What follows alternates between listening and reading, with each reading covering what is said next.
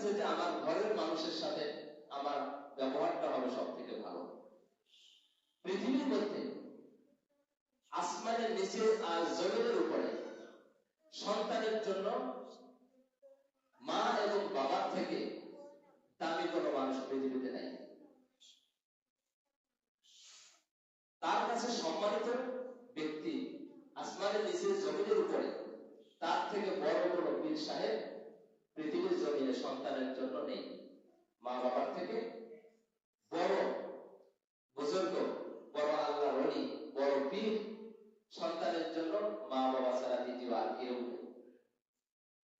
কোন বিশ্বাসের ব্যাপারে বলা হয় নাই, আব্দুল কাদের জিলানীর ব্যাপারে বলা হয় নাই যে সে যখন মানুষের জন্য হাত উত্তোলন করবে, দোয়া করবে, সাথে সাথে কবুল হবে, কোনো পর্দা নেই।